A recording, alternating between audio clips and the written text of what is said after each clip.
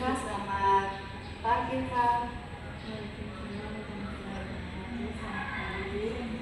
Ya, baik. Di Eva, Ibu senang kamu datang dengan ekspresi yang lebih cerah hari ini. Kita akan mulai dengan mengevaluasi perkembangan tugasmu minggu lalu. Setelah berturut-turut, apakah ada perubahan yang kamu sadari tentang interaksi sosial atau mungkin tentang dirimu sendiri yang berbeda dari minggu sebelumnya? Ada Bu, dulu saya berpikir menyapa itu sesuatu yang tidak harus diikuti dengan obrolan panjang supaya tidak dianggap aneh. Tapi ternyata menyapa itu sederhana saja. Saya menyadari bahwa orang tidak menjudgment yang saya pikir. Mereka hanya membalas senyum atau sapaan dengan santai. Rasanya seperti beban yang saya rasa selama ini tidak seberat itu.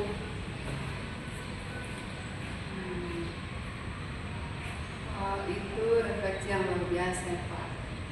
Artinya kamu mulai memandang interaksi sosial dengan cara yang lebih realistis dan positif.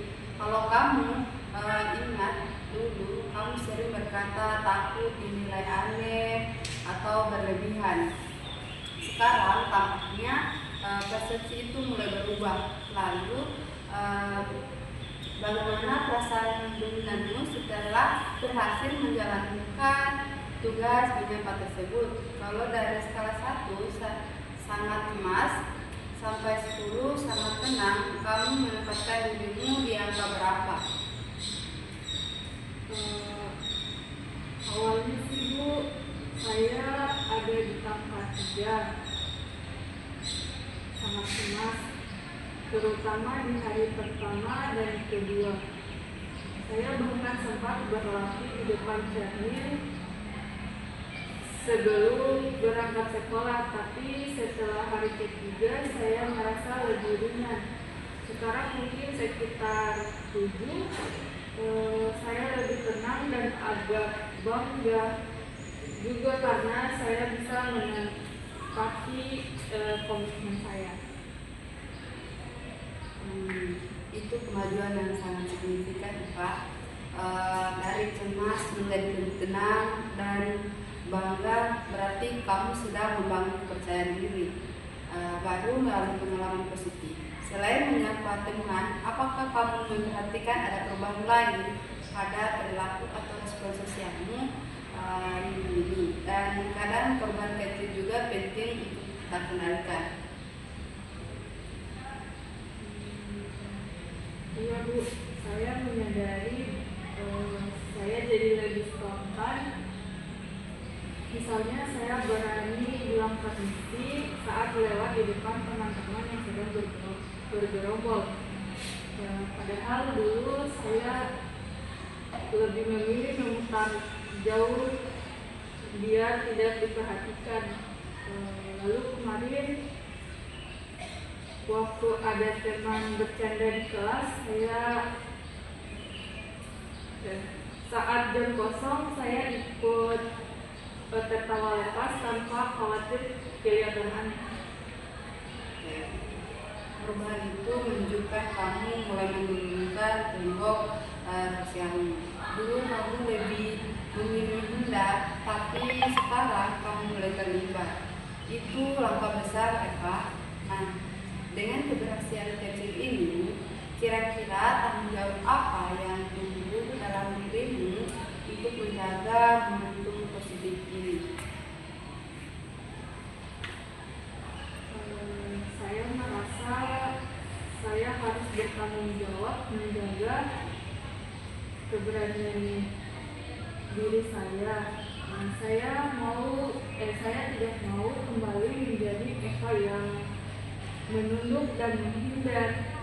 Rasanya seperti saya punya kewajiban untuk terus mencari kesempatan berinteraksi. Bukan hanya menyapa Bunga, tetapi juga menyapa teman-teman yang lainnya. Luar biasa, Pak. Saudara, tanggung jawab diri kamu adalah karena kamu mulai berfungsi secara sosial dengan lebih matang. Sekarang mari kita pikirkan langkah selanjutnya. Menurut kamu, Pak, apakah keberhasilan ini cukup hanya dengan menyapa, atau kita bisa naik ke tahap yang lebih tinggi dalam membangun relasi sosial? Kalau boleh, saya ingin naik ke tahap berikutnya. Saya ingin mencoba mengajak teman-teman melakukan sesuatu bersama, tidak hanya saling menyapa.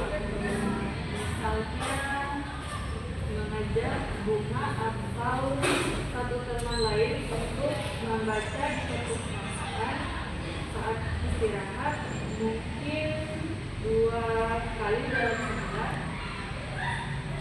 Itu ide yang sangat bagus sekali. Itu merupakan dari inisiatif yang dan keberanian untuk memperdalam hubungan sosial. Jadi mari kita tetapkan tujuan jangka pendek 1 bulan ke depan. Kamu akan usaha mengajak 1-2 teman untuk melakukan kegiatan bersama, seperti membaca di perpustakaan atau makan di kantin minimal 2 kali. Ya Bu, saya setuju dengan target itu. Oke, baik. Sekarang mari kita jelaskan sedikit, jika kamu berhasil mencapai target ini, kira-kira dampak apa yang akan kamu rasakan terhadap dirimu sendiri dan hubungan sosialmu? Saya berpikir saya akan merasa lebih diterima. Saya juga tidak perlu lagi makan sendirian. Saya ingin teman-teman saya tahu kalau saya sebenarnya orang yang menyenangkan, diajak ngobrol, tidak seserius yang mereka kira. Itu harapan yang sangat positif dan realistis, karena bukan hanya ingin diterima, tapi juga ingin dikenal sebagaimana dirimu sebenarnya. Dan ini adalah inti dari relasi sosial yang sehat. Namun dalam proses mungkin akan ada tantangan. Misalnya temanmu sedang sibuk atau menolak ajakanmu. Bagaimana kamu akan menyiapkan dirimu menghadapi kemungkinan itu agar tidak kecewa terhadap teman kamu? Mungkin saya akan mencoba berpikir positif, Bu. Saya belajar dari minggu lalu kalau tidak semua orang menolak karena tidak suka. Kadang mereka hanya sedang sibuk, jadi saya tidak akan langsung suka kalau ajakan saya belum diterima. Saya bisa mencoba lagi di lain waktu atau mengajak teman yang lain. Itu menunjukkan kamu sudah mulai berpikir secara rasional dan tidak dikendalikan oleh rasa takut ditolak. Namun, untuk memantau perkembanganmu minggu depan, kita akan melakukan refleksi ulang. Ibu ingin kami mencatat 2 hal, yaitu pertama, situasi atau momen ketika kamu berhasil berinteraksi secara terbuka kepada teman kamu, dan kedua, perasaan dan pikiran yang muncul setelah interaksi itu. Dengan begitu kita bisa melihat pola perubahan yang terjadi pada diri kamu.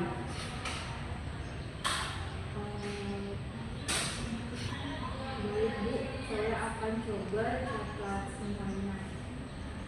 Bagus, Ibu sangat bangga melihat perkembangan kamu, Pak.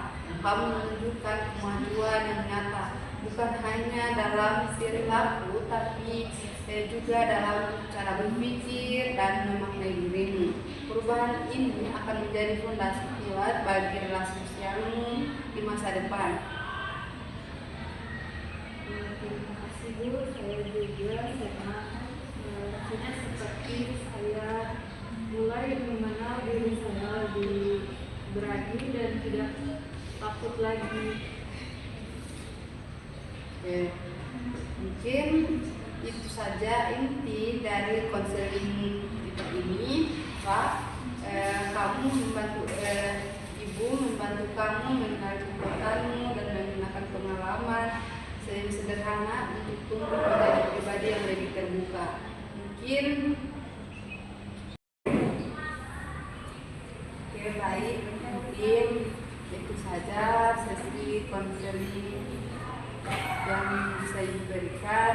Bisa membantu kamu mengenali dan menjalani kekuatanmu, memaafkan dan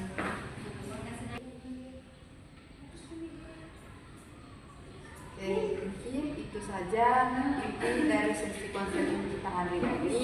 Ibu hanya bisa membantu kamu mengenali dan menggali kekuatanmu dan menggunakan pengalaman yang sederhana untuk tumbuh menjadi pribadi yang lebih baik lagi dan lebih terbuka.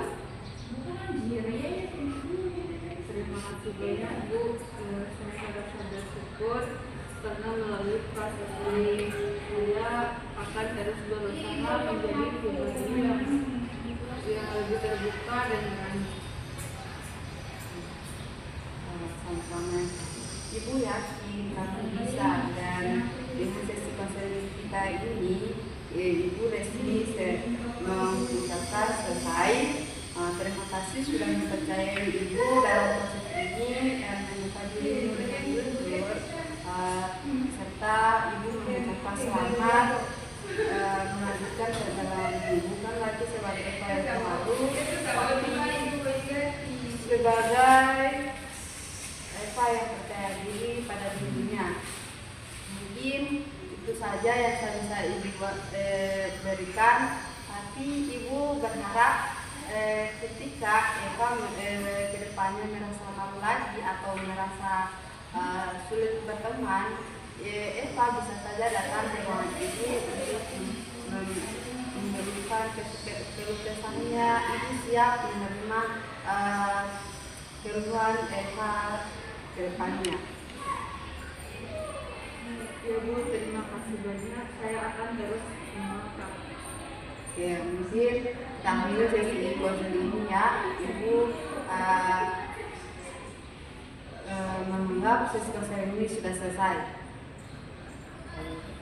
Terima kasih Pak.